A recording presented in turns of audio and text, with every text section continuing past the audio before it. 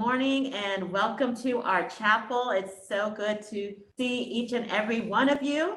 Now sort of different. But I just want to acknowledge that we're on Oklahoma campus, and right now we're located in the traditional lands of the Kickapoo, the Osage, the Kaw, the Wichita, and Comanche nations.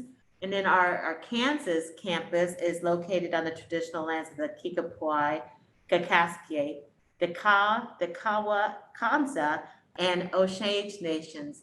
We always want to take a moment and acknowledge those traditions and people whom we stay on.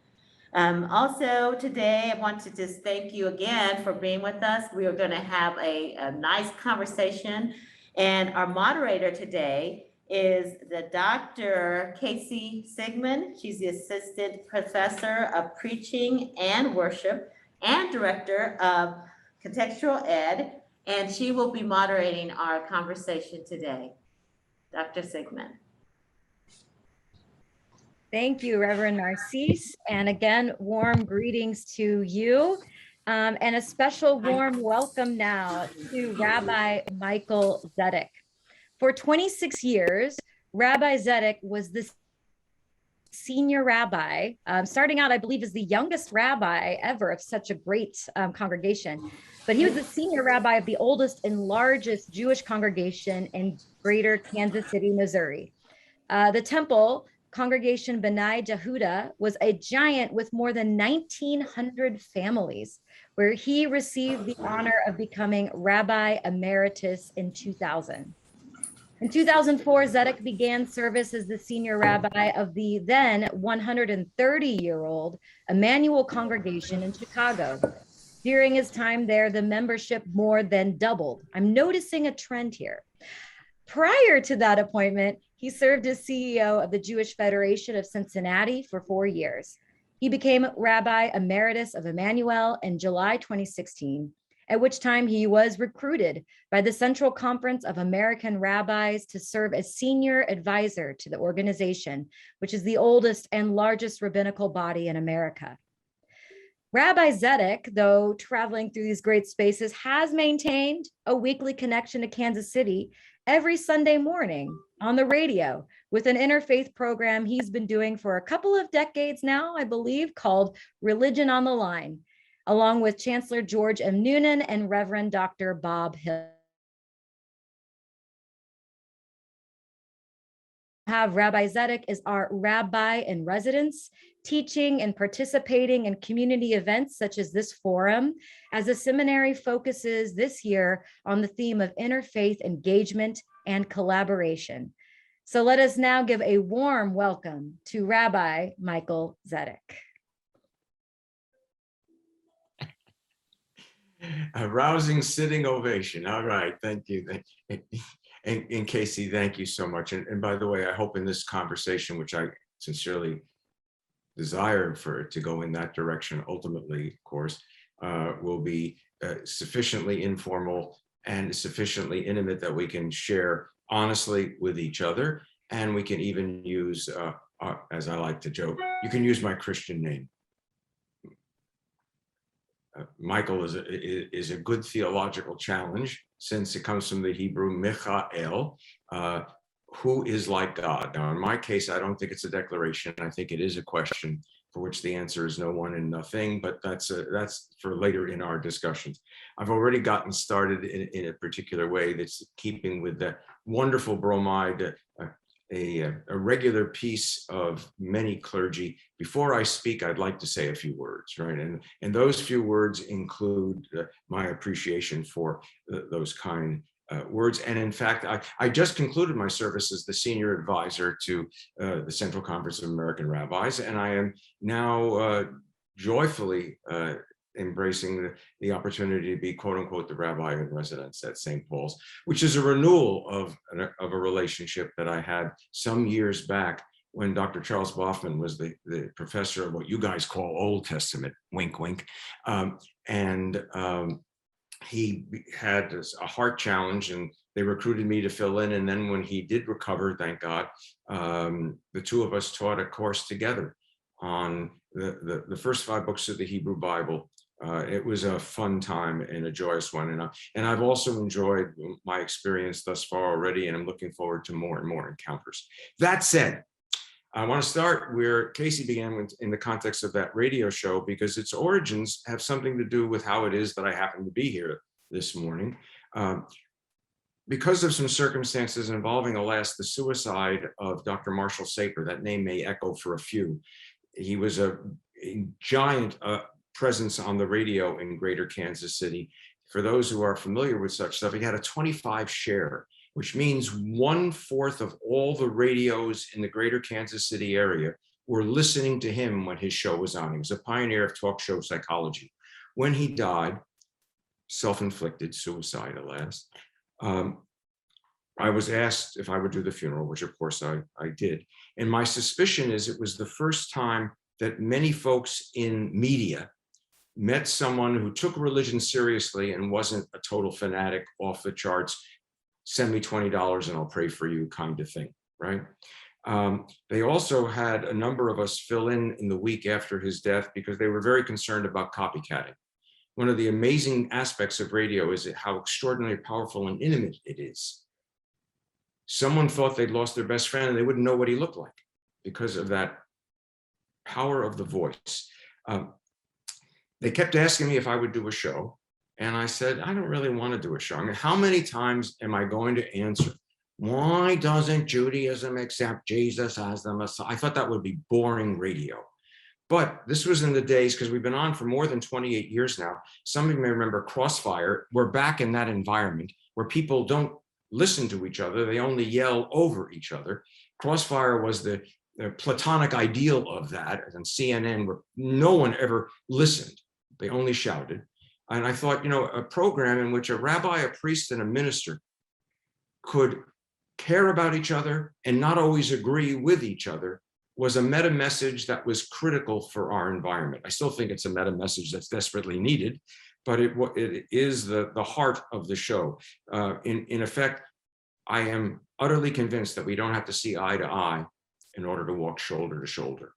And more and more of us need to embrace that. A further preliminary. This is something I categorize as intellectual imperialism. I mean by that, we integrate experience with specific categories. Namely, if we have a unified approach that's our own, and we presume that everyone else must use those same categories and apply them universally. That is, they're used by all groups. For example, what I mean in contradiction is, as I'm sure you know, many religious traditions are creedal. I affirm these sets of beliefs, and therefore I am a thisist. I hope it doesn't surprise that that is not true for all communities that would understand themselves as part of the religious subset of our environment.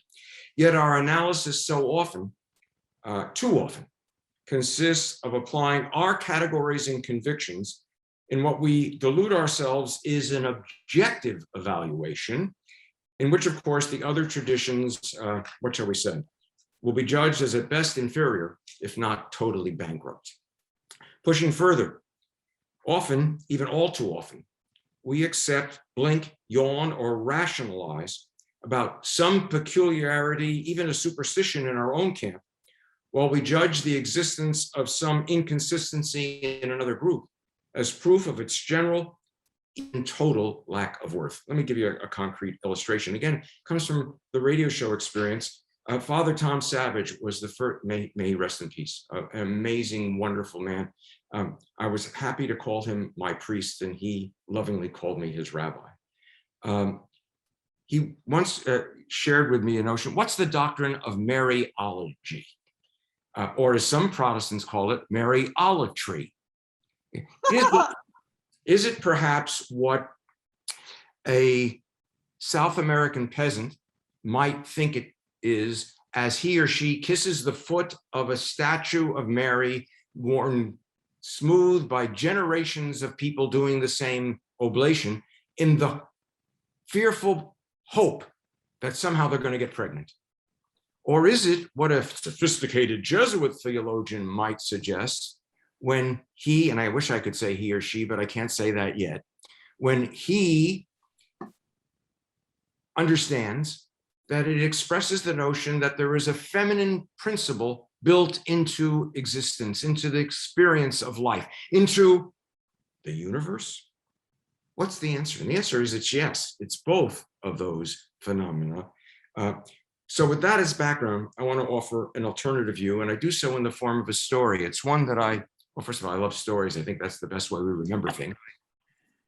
And second, I do so with the slight anxiousness that if anybody from my class yesterday is listening, I did share this with the implication that they pretend they're hearing it for the first time. Here it is.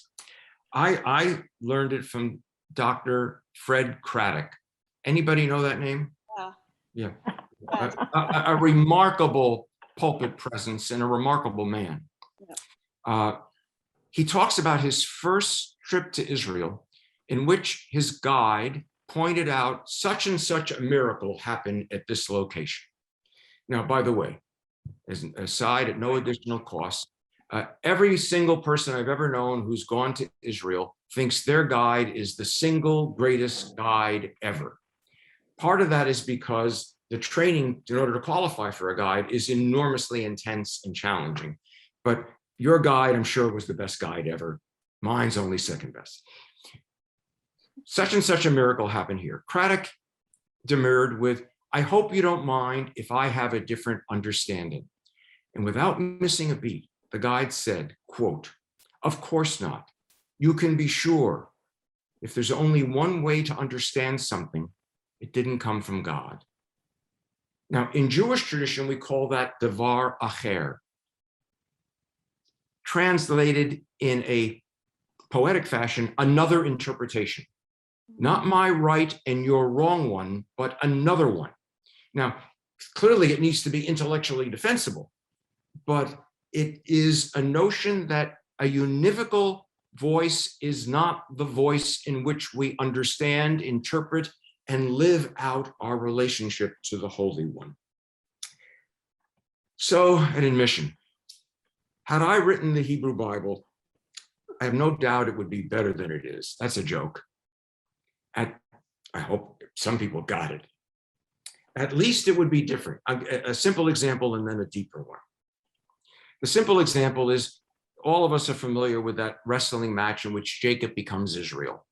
Well, given the fact that I'm a victim of Disney, I want it to be a happily ever after experience, right? So if I had written it forever after, this formerly no goodnik would now be a wounded presence of improvement. He'd be Israel.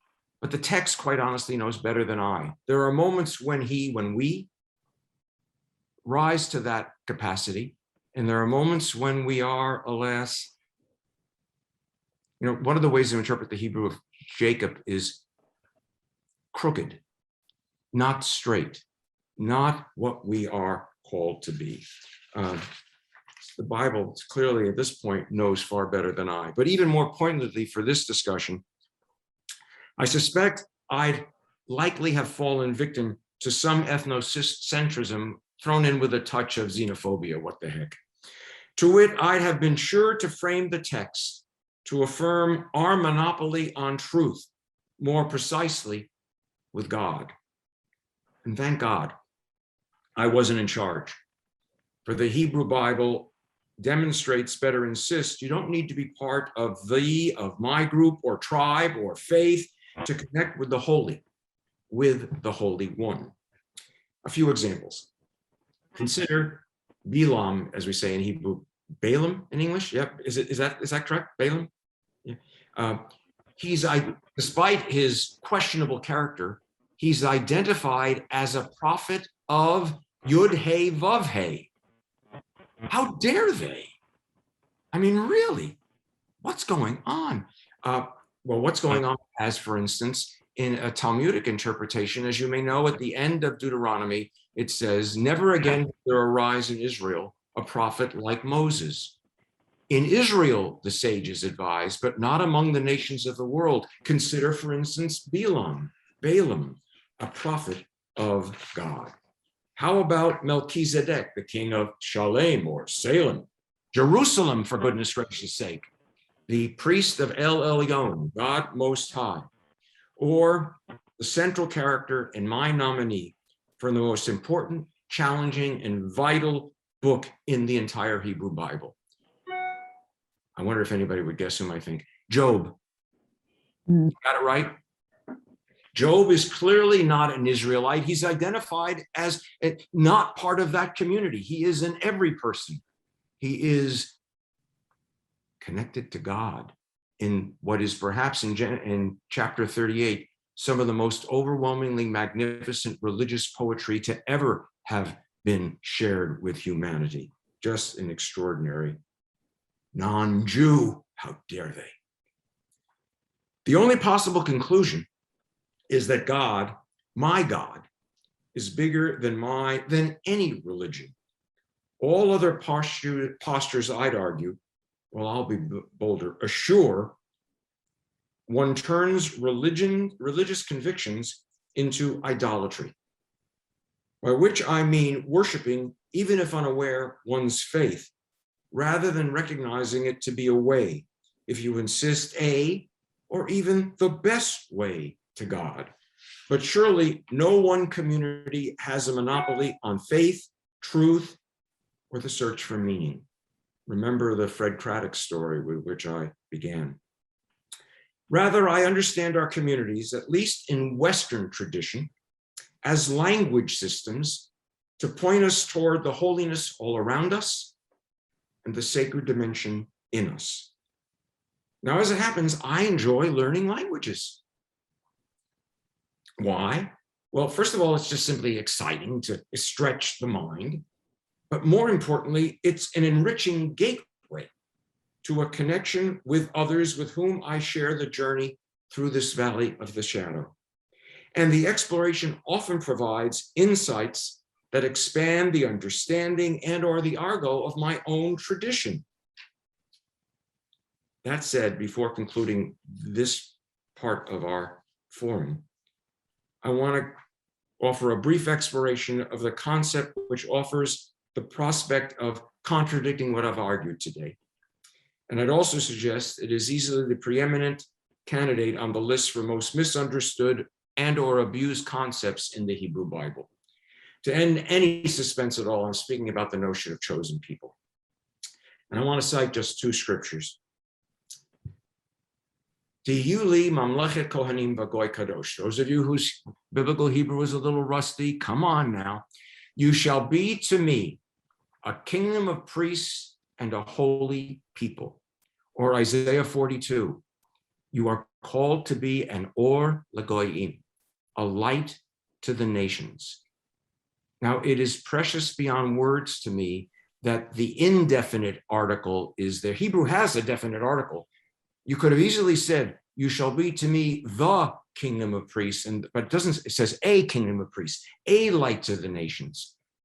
So in effect, we're told that's our job, but it's not our exclusive occupation. Others can be part of it too. Others are challenged and invited to be part of it as well.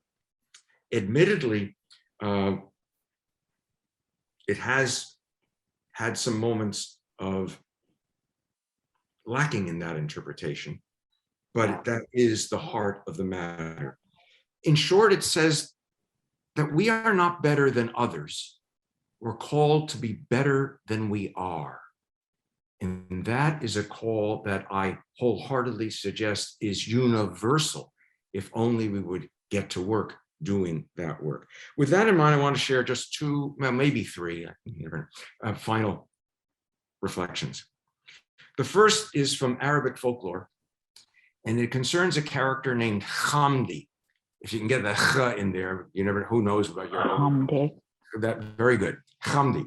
Hamdi is in Arabic folklore one of the characters that's always associated as the fool. But if you know folklore, it's invariably the fool who has the key to wisdom. So this story. One time in his village, the people have decided that Hamdi will be assigned the sermon at Friday services 3 weeks in a row. They know they're going to have joyful fun at his expense. So Hamdi mounts the mimbar, and on that Friday, he looks out at the people who are expecting some raucous experience, and he says to them, "Good people, do you have any idea what I'm going to talk about?" And of course, they say no. And he says, "Well, if you have no idea what I'm going to talk about, there's no reason to waste time," and he leaves. Second week, same experience. "Good people, do you have any idea what I'm going to talk about?" Remembering what happened the week before, they all say yes. And he says, "Well, if you already know what I'm going to talk about, there's no reason to waste time," and he leaves. Third week, "Good people, do you have any idea what I'm going to talk about?" Well, of course, now chaos reigns. Half people say no, half people say yes. And Hamdi says, "Well, if those of you who know what I'm going to talk about will tell those who don't, we'll save a lot of time," and he leaves. Now, the point, of course, is that we are good people. The challenge is that we are meant to be better people. And that gets us right to the very beginning of the Hebrew Bible story, in the suggestion that human beings are created with this B'Tselem Elohim, in the image of God. Some of you may know the modern Hebrew word for photograph is the same word. If you want to see, you want to get as close as we're going to get to the Holy One, look at the person next to you. Look at you. You have infinite value. You are a sacred instrument. Darn it. It wasn't just the Jews who got that. It's every one of us who got that. Wow. And wow, indeed. If only we would let it show, let it grow. Last comment. This is from a midrash on on Leviticus. And as you know, Leviticus has one of the candidates for the most important text in the Hebrew Bible. "You shall love your neighbor as yourself. I am the Eternal." So Rabbi Akiba and the others in his time are debating what's the most important single verse in the Hebrew Bible. And Akiba offers, "Love your neighbor as yourself." And Ben Azai, who's a lesser scholar, but wins the day because he says the following: "That's not correct. This is the book of the generations of Adam, humanity. In the day that God created humanity, in the likeness of God, God made humanity. This is a principle greater than that." And if I were God, I'd say, when are we finally going to get to work and live that, embrace that? Or as Martin Buber, one of my favorite philosopher theologians of the previous century, used to argue, it is in relationships with each other that we meet the power behind all relationships. Yeah. So with that, let's have a conversation. Or else. That's exact. You took the words out of my mouth, Michael, or else. So the Right. way that these forums work, because we are gathered together in different modalities. So some of us can easily ask a question in the chat, others of us not so much so. So I'm going to keep my eyes to the screen so that if anyone, for example, Bishop Hayes or in the comments has a question, just wait for me to kind of notice and say, yes, unmute, and your questions or comments are welcome. So I'm looking to see, does anyone have a question for Michael or a comment to start off? So who has the second question? Yeah. Let me offer if I've said something that doesn't make sense to you, isn't clear to you, you have another point of view, I would not at all be disconcerted to hear that. And the other thing I would offer is, I'm sure it's not every day that any of us encounter a rabbi. It's every day that I meet one, but and so there may be some other matters that you've wondered. What is a Jewish, can't tell you, a Jewish perspective on such and so on and so forth. I'm available for that conversation as well. Although I'd love for us to push further on, well, perhaps, what is it about human beings that we need to put the other down, including the other's tradition, in order to elevate our own? Oh, there's a hand up. There is. Nancy. That's because I always have a hand up, but I also don't want you to stop talking. So I'm gonna encourage you here. I have a question related to what you just posed, and that is, does it matter that I feel helpless and hopeless when it comes to living out the kind of vision you've just described, realizing the value in all people is not easy in a polarized world, polarized for every reason we can think of. Yeah. You know, not just religions, but largely including religions. And it's a question about how much leaven can we be in a world moving in a dramatically different direction than that of recognizing with humility the importance of relationship and the sort of sacredness of all life. There's such a profound and strong urge to be right at all costs, even if I do damage to other people in that process. So I'm asking this partly because you are not just an intellectual here, you're a rabbi as well. And I suppose the question boils down to, how shall we then live? Yeah. Wow. That sounds like a course. But just a few inadequate, and I do mean inadequate reflections. I've always associated with Abraham Joshua Heschel a suggestion, which I can't find that he ever said, so maybe I made it up and thought it was so good that he would have had to say it. Are we perhaps messengers who have forgotten our message?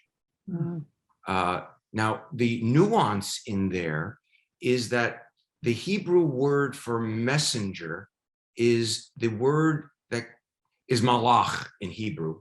It's translated into Greek as angelos, from which we get the word angel. Are we perhaps angels who have forgotten our message?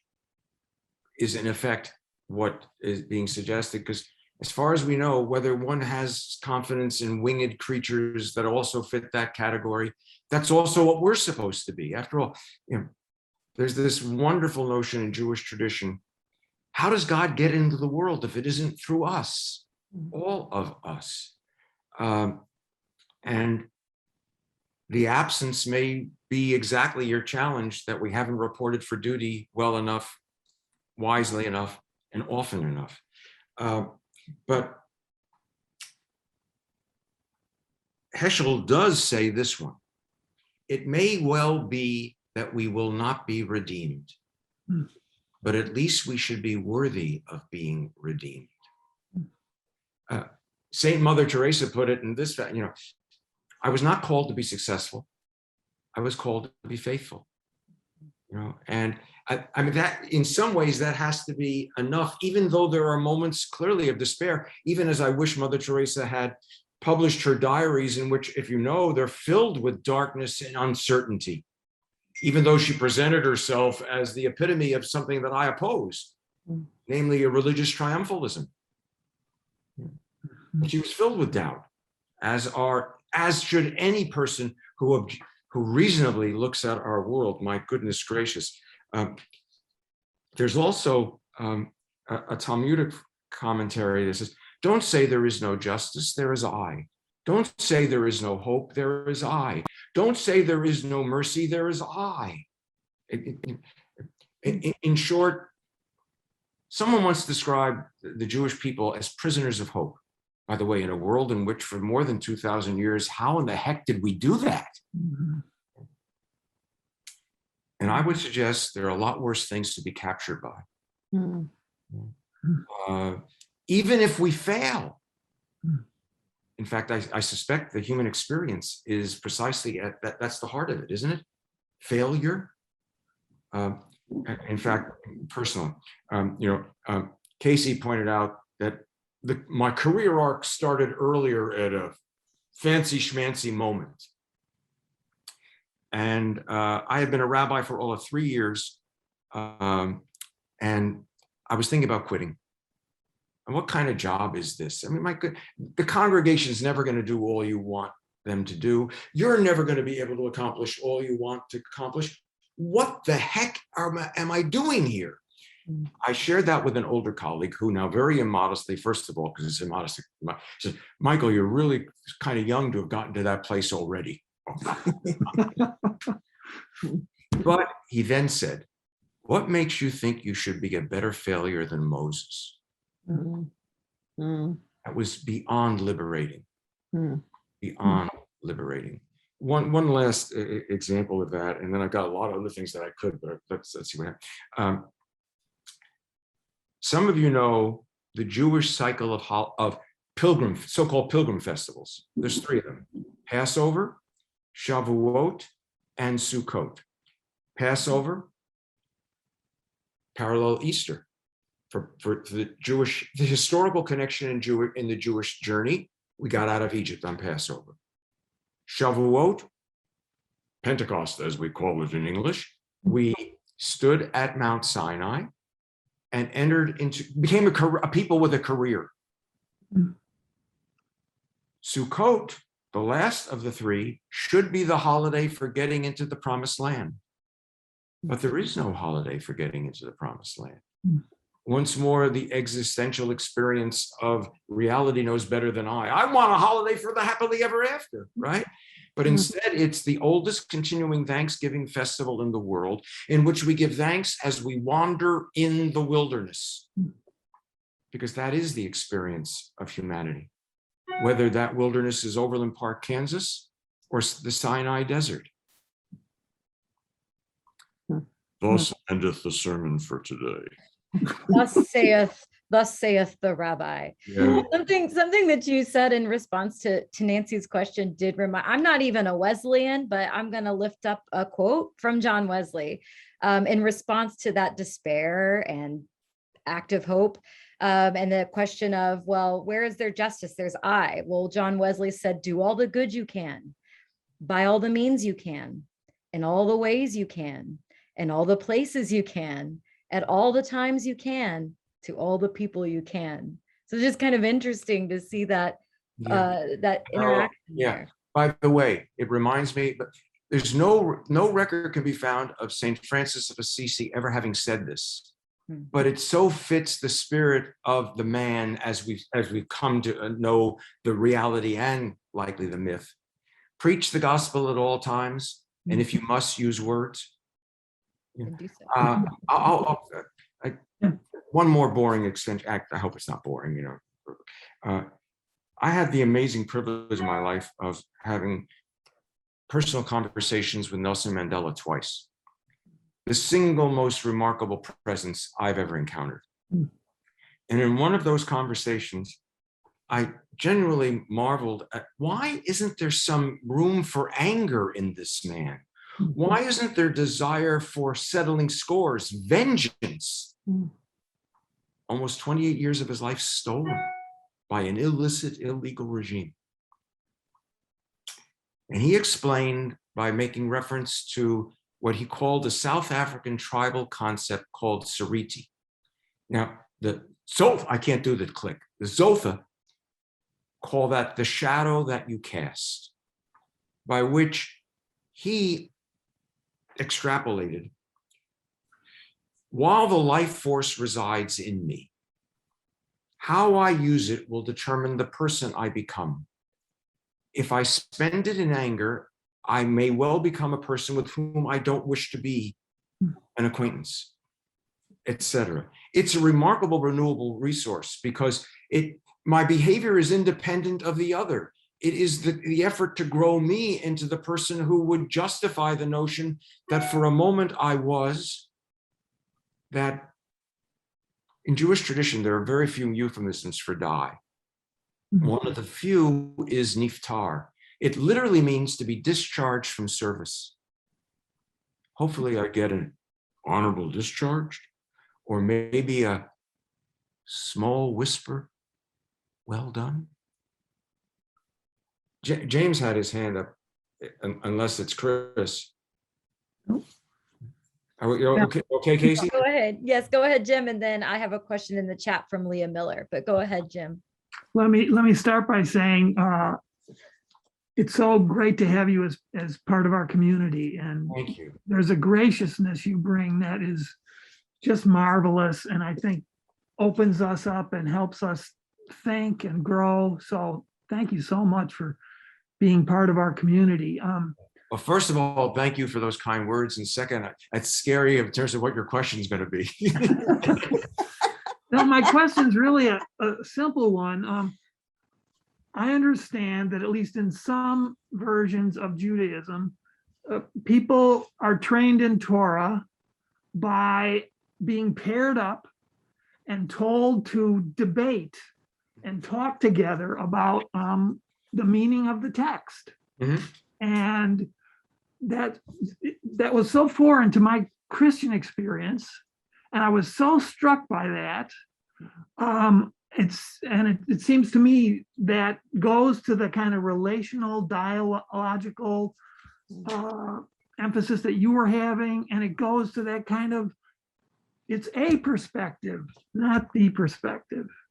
Yeah. So could you Sure. give a comment on that, or could you expand on that a little bit?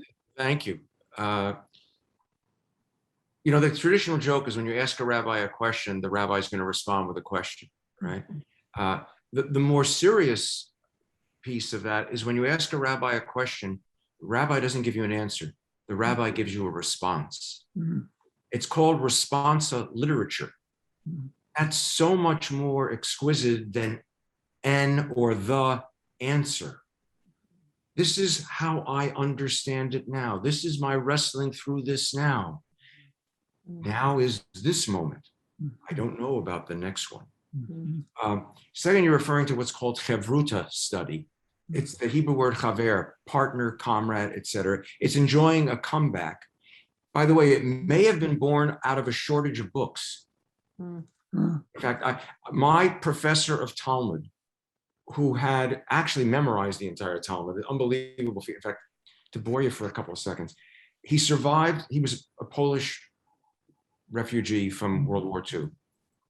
He survived outside of the concentration camp by pretending from 1939 to 1945 being deaf and mute. He went over to maintain something like sanity. He constantly went over the Talmud in his head. He was, in fact, when he taught us, blind, and he would say, turn to page 72a in Barachot, 5 lines down, and he was absolutely right. But he could read the Talmud when he had eyesight upside down. And the reason he could read it upside down is because they were seated around a table and he was the one who was looking at it upside down. So part of that actual experience is simply a shortage of books, because books were not easy to come by. Second, it is quite clearly the notion that every single text has more than one way of unpacking it. In fact, do any of you know the acronym PARDES? Is that familiar to anybody on the call? One of the hermeneutic principles of rabbinic tradition is that every text exists on a minimum of 4 levels. In fact, we would argue to interpret the text only literally, although the question is, what does literal mean? Because one person's literal is another person's metaphorical, right? Is to engage in missing the meanings in the text. Pardes is a minimum of 4 levels. P, which is the Hebrew word peshat, the literal meaning. The sea split, they walk through on dry ground. Remez, the Hebrew word for hint or clue, which is to say, if we would use the rational faculties we use for everything else, but often put on the shelf when we're dealing with sacred literature, we would recognize them. Wait a second, sea split, they walk through on dry ground. Shouldn't there be mud? Third level, D, drosh. The ethical teaching, the lesson, the meaning, modern Hebrew word for sermon, by the way, as opposed to Webster's tedious moral homily. All right. P, R, D, and S. S is sod, the secret meaning. Mhm. See, split, they walk through on dry ground. Wait a second. Every time in the Hebrew Bible, when you and I read about what we would call a miracle, something's missing because nobody ever draws the correct lesson. What is the depth meaning of that? You have to come to my class to learn the answer to that. I'm kidding. But if we want to go down that road a little bit, very immodestly, that's a reference to, I have a manuscript that my editor is currently tearing to pieces. It's based on the notion, precisely on that. Every time in the Hebrew Bible a miracle occurs, no one gets it, which has got to be the lesson that we don't get it. Okay. There was, James, is that Jim? Is that response to your? Yeah. Thank you. You said there was a question. Thank you. You said there was a question in the chat. I'm ready if you're ready. I'm ready. I have two questions. They are both from students at St. Paul. First one from Leah Miller. She asks, are we truly failing if we are learning? Perhaps it's a perspective shift. Well, my perspective shift would be that failure is built into the human experience. Now what? I think the only question is, in what way will you fail? Will you fail to get up, or will you fail and get up? Oscar Wilde, my God, where does this stuff come from? Oscar Wilde has a fascinating comment. He says, there's only one thing worse than not getting what you want, and that's getting what you want. There's danger in every aspect of our experience. There's incompleteness in us. Emerson supposedly said, God never made anything that didn't have a crack in it. And then Leonard Cohen, the Canadian Jewish poet, comes along and says, that's all right, that's how the light gets in. Now, from my perspective, I'm also saying that's how the light gets out. If we're not broken, why do I need anyone and anything? And why do I need the Holy One at all?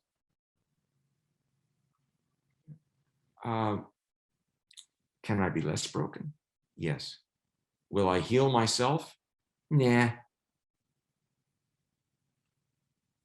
That's my best effort.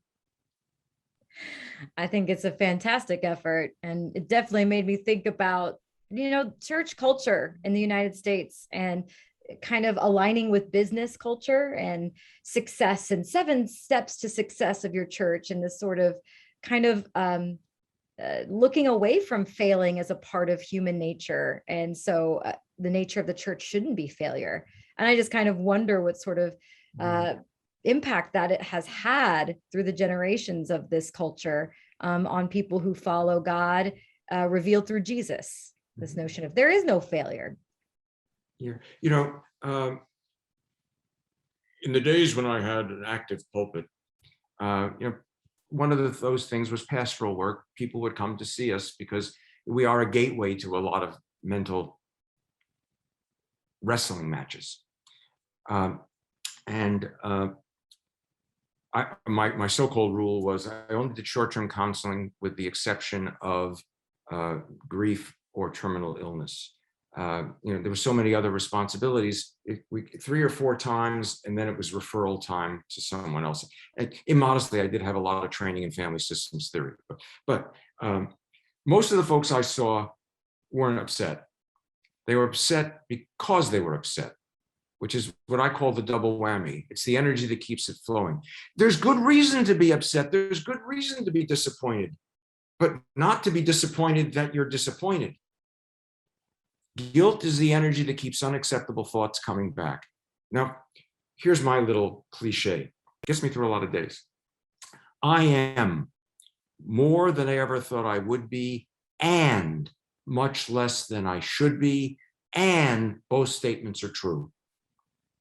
Wisdom is when it's okay for both of those statements to be true. And by the way, it's not every day that both of those statements are true. Sometimes I only hear the outrageous hubris of I'm fantastic. There are more days when I hear you are so broken.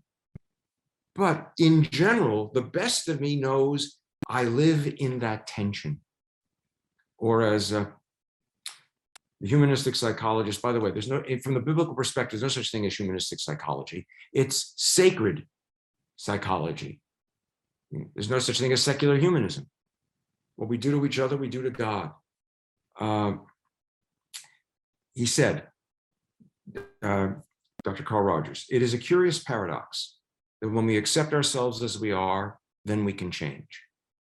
And of course, the tough part is to accept ourselves as we are.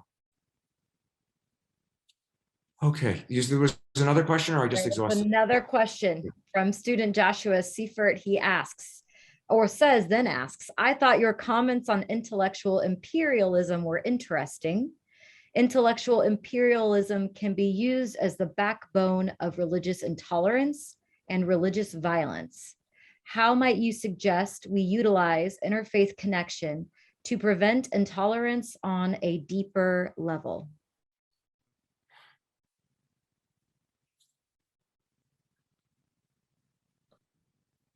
You know, this is such a hard question for me to grab hold of, not only because it's a hard question, but because I fail to understand how a person who takes these sacred texts seriously can be in the position of being intolerant, you know. But I will elaborate ever so slightly down that road, because I would assume that many of us on this call, on this Zoom call, have had the experience of someone insisting, you've got it wrong, I've got it right, don't you want to live forever? You know, and the missionary zeal of far too many missionaries is unknown to themselves. They think they're doing you a favor, but the deeper issue is the awkwardness of, I've just staked my life on the absolute conviction that I've got the truth. Why don't you see it? There are only two possibilities. No one has brought you that message yet, or you're a willful rebel against God. As opposed to the notion of, maybe I'm wrong, that I don't have a monopoly on the truth, which I can't tolerate to accept. But now I'm going to be an apologist for religion. People do horrible things to each other. You don't need religion to do that. I will admit to you, however, people rarely do it with as much enthusiasm as when they're doing it in the name of God. But you don't need God for that. I don't think it's religion that is engaged in that activity.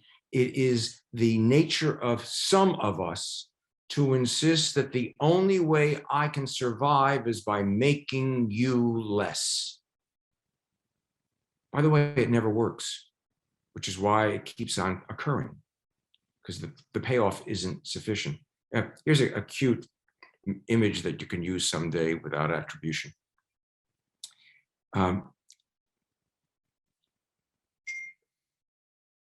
Redwoods are the tallest living things on the planet. They don't have a root system sufficient to support their weight, their height. An engineer would tell you it's impossible for them to grow that tall, but they didn't consult with an engineer. They solved the problem by growing, intertwining their roots. They literally hold each other up. And let's forget about that world of religious intolerance on Sunday morning. What are we doing to hold each other up? Because, you know, as where we were at the beginning with Nancy, you know, maybe we won't succeed, but at least we should be trying. You know, I know that's an inadequate answer, because the truth of the matter is I'm so used to being treated as an object rather than a subject that I no longer engage in those conversations. Because you know when someone's treating you as a thing, and I guess I don't find them worthwhile anymore. Just leave me alone. I'm sorry for being inadequate on that one, but then I'll be in touch with much less than I should be today.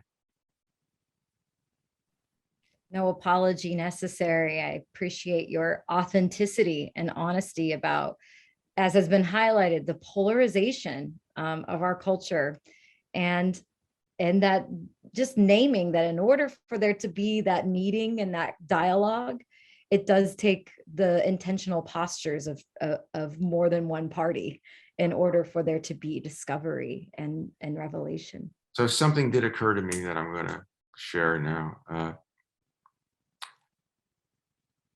On occasions when I run into some of this religious intolerance that doesn't masquerade, that's generally literalist or fundamentalist in its posture, I will often ask, give me that old time religion. I just don't understand why we don't execute people for picking up sticks on the Sabbath.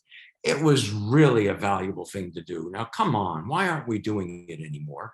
But on a much deeper level, let's assume for a moment that God and love belong in some fashion in the same sense.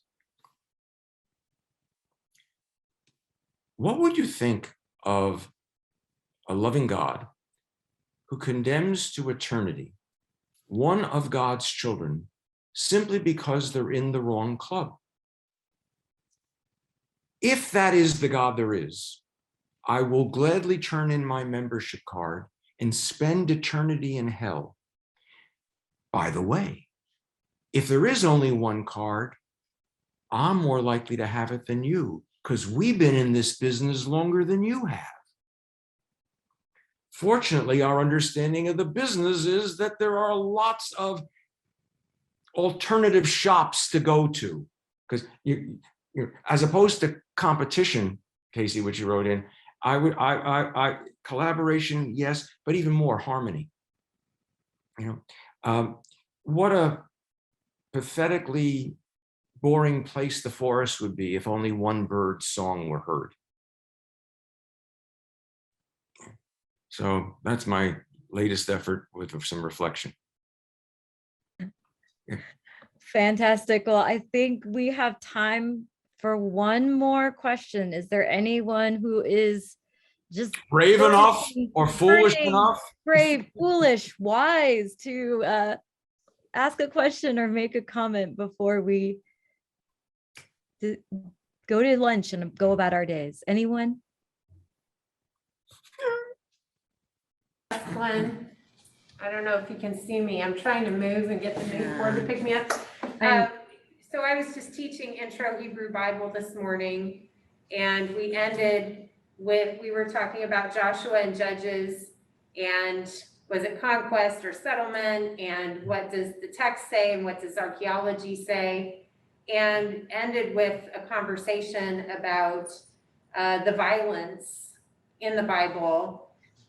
Some of the students were especially concerned about the violence in the Hebrew Bible. I try to undermine that differentiation, but in any case, I'd love to have you talk a little bit about that, and how Judaism frames that, and maybe especially focus on Joshua and Judges. Yeah. Historically, it seems clear that the conquest didn't happen the way the text says the conquest happened, right? Sure. But on much deeper. First is the finesse. Well, a long way around the barn to get to the finesse. Has anybody besides me read John le Carré's the Little Drummer Girl? John le Carré was a great writer, right? And when the Little Drummer Girl came out, it was, a lot of people accused him of being an anti-Semite because it was the Israel-Palestinian conflict, and there's violence on each side. So listen, I might get a crowd. I decided I was do a book review on the book, right? And what I suggested was, first, that interestingly, the only character in his book that it has the slightest pain at what the circumstances are forcing happens to be the Israeli Secret Service agent. Okay, that's an aside. The deeper notion is, where do our values come from that say no to this kind of stuff if they don't come from the Hebrew Bible? And it's recognition that people are constantly falling short of that. The rabbis of the Talmudic period, more than 2,000 years ago, pointed out that first of all, these genocidal wars, which seem to be authorized, are a one-time only and never again. They divide, long before the notion of just war, they come up with what we would call a just war doctrine. There's obligatory wars, and then there are permissible wars. There are no longer any more obligatory wars. They're only permissible, and that's the question of what are the moments that make it permissible. Because they're horrified at what the text is saying. But their values come from the values of the text, not the possible historical accuracy of the text. And I said that very intentionally because the Hebrew Bible is not, from a Jewish perspective, is not a history book. It's a spiritual autobiography book. And these stories are critical because they echo in our experience, not just because they happened a long time ago, they're critical because they happen.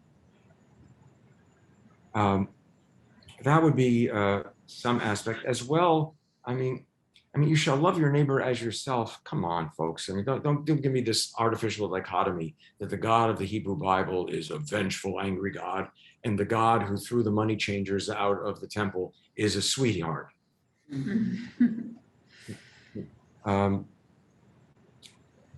In fact, I would suggest that this is somewhat, I was going to say heretical. I don't think, maybe just less than that. From my perspective, the Hebrew Bible is a human effort to have an understanding of the divine perspective on the human experience. It falls short sometimes because it is a human effort at that unpacking of the divine perspective. Now, admittedly, that's not a normative understanding, but it's how it seems to me to still echo. In short, I have something in common with Abraham, or why would I study him? By the way, as a small aside, could do a very interesting little seminar on Abraham as a family man. He's horrifying,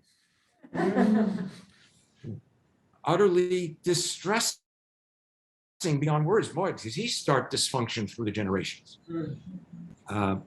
He's wonderful when it comes to social conscience, but forget him as I wouldn't want him as my daddy. John Wesley followed that tradition. So, by the way, just John Wesley supposedly said the preacher must be on fire for then people will come to see him burn, right? Didn't anybody? Yes? Well, the Jewish tradition would have it slightly differently. The community must be on fire, or then we can start a spontaneous combustion. And Nancy, that gets us back to your concern, and maybe that's a good place to draw a conclusion for today. Yeah, that's great. Well, let us again show our gratitude to Michael. Thank you all. Perhaps we will go from here and spontaneously combust. What a sending, what a benediction. Just a reminder, Michael is our Rabbi-in-Residence. So if you're still wondering about classes for the spring, Michael is teaching a class on Genesis, correct? Genesis as a rabbi sees it. As a, of course, not the, a rabbi sees it. So you have that opportunity, but we're also grateful that we get to rub shoulders and continue to be in conversation with you as the semester. I'm beyond grateful for that opportunity. It's a privilege. Thank you again so much, and blessings to all as you go about your day. Thank you again. Thank you.